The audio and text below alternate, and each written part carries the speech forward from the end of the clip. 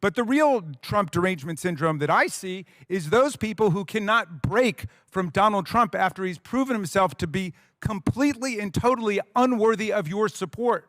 You're acting like cult members, like you're sleeping on the basement of a cult, listening to tapes all night, and I beg you to get over your Trump derangement syndrome. Do you agree with your lawyers what they said on Tuesday, that you should not be prosecuted or could not be prosecuted if you ordered SEAL Team 6 to kill a political opponent? Well, you're talking about a totally different case, the immunity. I say this, on immunity, very simple. If a president of the United States does not have immunity, he'll be totally ineffective because he won't be able to do anything because it will mean he'll be prosecuted. My friends, please don't look at your phones and papers right now. This goes to the heart of the republic. As I've mentioned in previous videos, there were many great moments from Wednesday's House Oversight Committee hearing in which Republicans voted to hold Hunter Biden in contempt of Congress for violating their subpoena. Moments of spectacular theater, moments of profound substance, and moments that combine the two. And one such example is Democratic Congressman Jamie Raskin calling out the Republicans to their faces for their Trump derangement syndrome, particularly in light of recent comments from Donald Trump and his attorney that Trump is entitled to absolute legal immunity even if he orders the assassination of his political rivals. But before we unpack all that, if you end up liking this video and you want to support the channel, please be sure to hit the like, subscribe, and alert buttons before you go. I'd greatly appreciate it. All right, friends, we have several clips to play again from Wednesday's House Oversight Committee hearing. Again, this thing lasted like 5 to 7 hours, and the whole thing could be fodder for videos for like at least a week. There's so much here. So we'll probably be diving deep into it because it was a masterclass performance from Democratic congresspeople, the freshman Democrats, the elder statesmen, and Jamie Raskin arguably most of all. So we're going to start with this clip in which he calls out the Republicans for their TDS. One of our colleagues said that there was Trump derangement syndrome, and of course Trump derangement begins with Donald Trump himself. He thinks he has a legal right to assassinate U.S. citizens.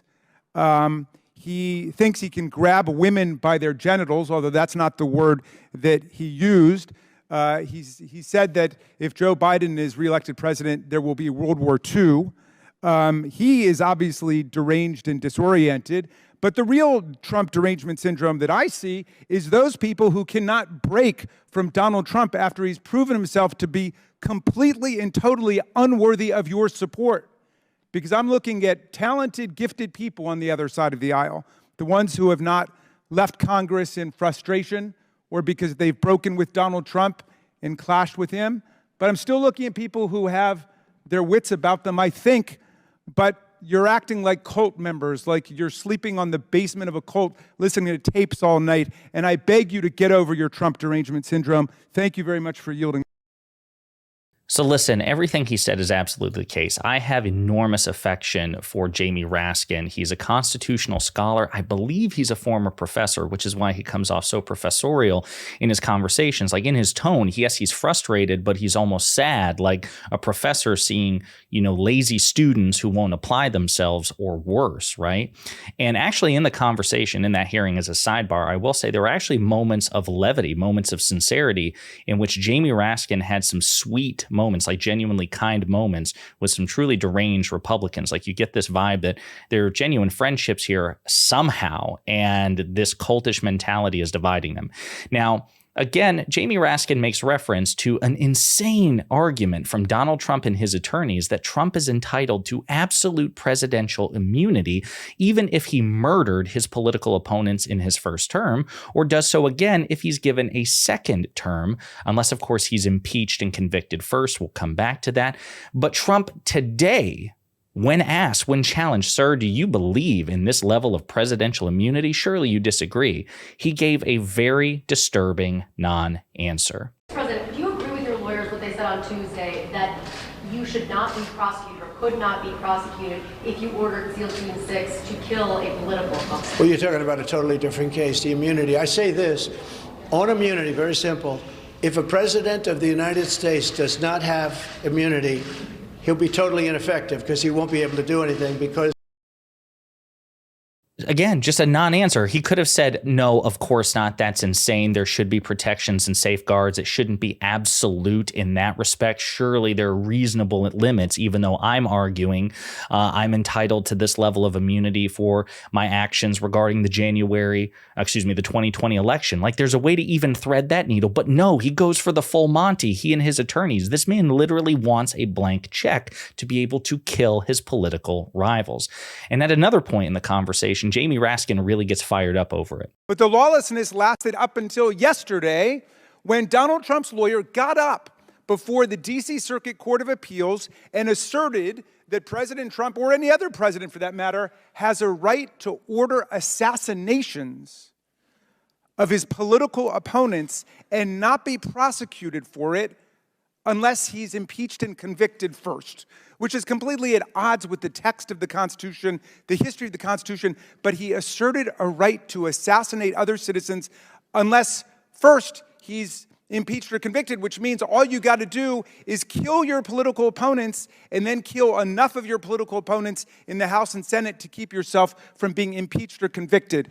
My friends, please don't look at your phones and papers right now. This goes to the heart of the republic. It really does. And he says the republic. He doesn't even say democracy, because that's a word that Republicans hate these days, now that they know consistently 9 times out of 10 that they are unpopular on most major issues. They no longer support democracy. They say, we're not a democracy, we're a republic. Well, even then, a republic's not a dictatorship. And effectively what Trump is asking for is the president to be a dictator, since you are effectively criminally unaccountable, right? Trump's attorneys also argued that the Supreme Court, or any court for that matter, shouldn't be able to review the president's decision. This man is just given a blank check. It is so bewildering. It's so bewildering, in fact, that alleged constitutional scholar Jonathan Turley, who is a hack in the worst possible way, who has never encountered a right-wing Republican argument for which he has not found sympathy, even he thinks it's a really dumb argument. Is that the case, Jonathan? Can a president, under certain circumstances, order the assassination of a political rival and receive immunity for it? I don't believe it is the case. This was really, I think, very illustrative of how the argument went. It was a series of jump scares. Both sides were presenting these parades of horribles that would come if you don't accept our argument. I think what was clear to me from the argument was that probably Trump's this argument of impeachment first, prosecution later is a dead letter with the panel. I don't believe that the judges agreed that you needed a conviction to ever prosecute a president.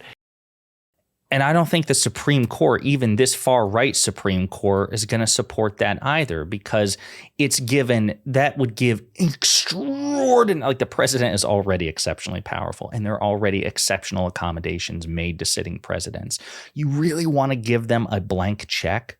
And like Jesse Waters, this right-wing Fox propagandist, he kind of addressed the issue, but he poo-pooed it. He's like, this isn't a big deal. I want you to hear his response, and we're actually going to address why what he says is not comforting or sufficient. All right, forget about all of that. Assassinating your political rival isn't within the bounds of your official presidential actions. You don't get elected and just start raping, kidnapping, and assassinating Americans like you have a get-out-of-jail-free card like Monopoly. But that's exactly what Donald Trump's attorneys are effectively asking for. And okay, some of them, like rape, that would be pretty hard to defend as an official action. But assassinating a political rival, I would imagine if you get a particularly skilled rhetorician or creative attorney, that they could easily make the case. Like this was the counterfactual that was presented by people who were like, they're scratching their heads like, okay, Trump's attorneys, the current president is a Democrat, Joe Biden, and not that he would ever avail himself of this option. But what you're arguing is that President Biden has the constitutional right or constitutional protections to murder Donald Trump, to black bag Donald Trump, or any Republican, right, for that matter. And according to Trump's attorneys, it could be justified one of two ways, because part of the argument from Trump's attorneys is that any official action counts as an official duty. So as the judges in the D.C. appellate court pointed out, okay, that means if a president engages, like reaches out to the CIA or to SEAL Team 6. That's an official act. That's an official correspondent from president/commander-in-chief to military officer or intelligence officer. That's official by definition under their argument. But even if you had to come up with an excuse, couldn't President Biden just say that Donald Trump attempted a coup on January 6th, therefore Donald Trump is an insurrectionist who is a threat to national security? Wouldn't it be relatively easy to make that argument?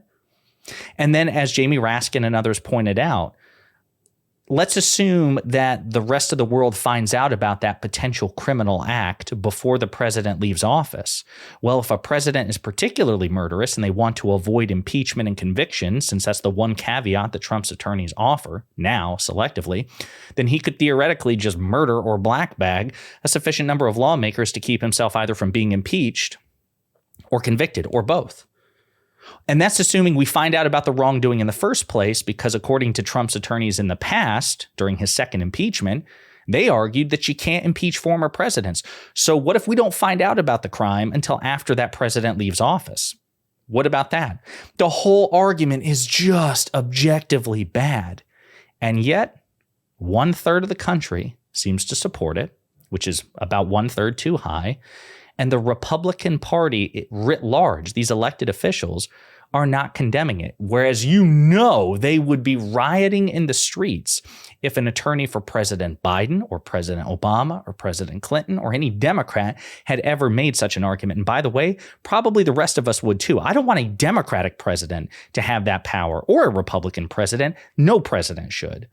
Absolutely deranged, but a masterclass performance again by Jamie Raskin from Wednesday's House Oversight Committee hearing. You should definitely check the whole thing out. Like if you've got a road trip and you want to have this thing in audio, just amazing performances from AOC and Jasmine Crockett and Dan Goldman and Jared Moskowitz and Jamie Raskin and others. Definitely check it out because we're going to be diving into it deeper in other videos. Let me know what you think in the comments.